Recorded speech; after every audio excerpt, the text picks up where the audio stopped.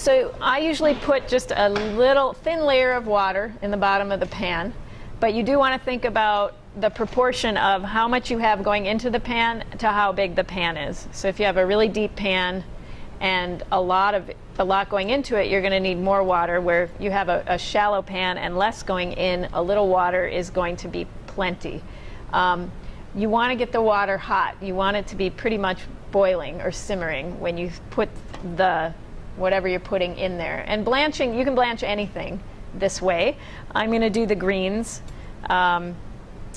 because I want to also show, well, for a few reasons, because greens are so incredibly worth freezing and having on hand because they're so inexpensive either to buy, or if they're extremely easy to grow, and they actually just keep growing even after it freezes. They just get better and better, and so it's a really economical way to get an abundance of greens.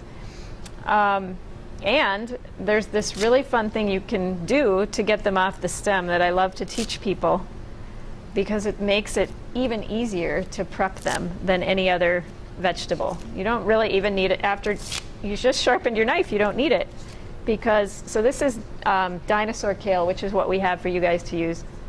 And this is just curly kale. This is actually from my garden. And you just take your forefinger and your thumb and kind of get a grip on the leaf and pull it off the stem.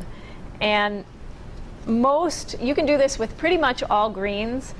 Some are going to have much tougher stems than others. The tougher the stem, the easier it is to do this, really, because it's going to come off. Sometimes you'll find that near the top or near the bottom, the stem is more tender, and then it doesn't quite come off as easily. And then that's sort of a personal call. Either you don't mind a little bit of the stem in there. It's not bad for you. It's just a texture thing. Or you just kind of pull it off again with your fingers. But either way, it's a really easy way to get the greens off.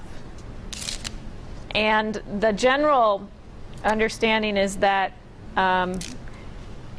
when you chop greens, they brown more quickly because you kind of bruise the edges, but tearing them, it doesn't do that.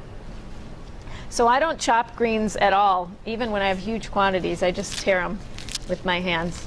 And I don't, greens will cook down really fast, so you don't need to get them super. I like to use tongs when I cook greens because you can really get a grip on them and kind of turn them around, where a spoon or a spatula, sometimes they get wrapped up in it, or sometimes you just don't get a good handle on it. So having a pair of tongs is one of those kitchen tools that I use a lot, and I think that's really worth having them. Whether you're blanching them or whether you're sauteing them in oil, anything like that. So that's pretty much it.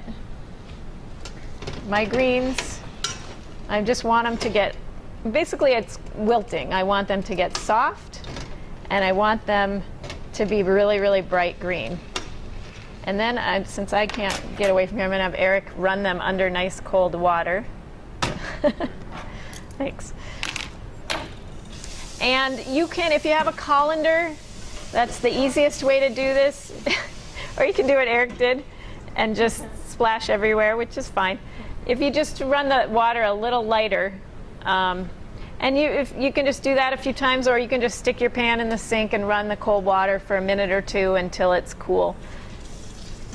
And that's pretty much it as far as the greens go.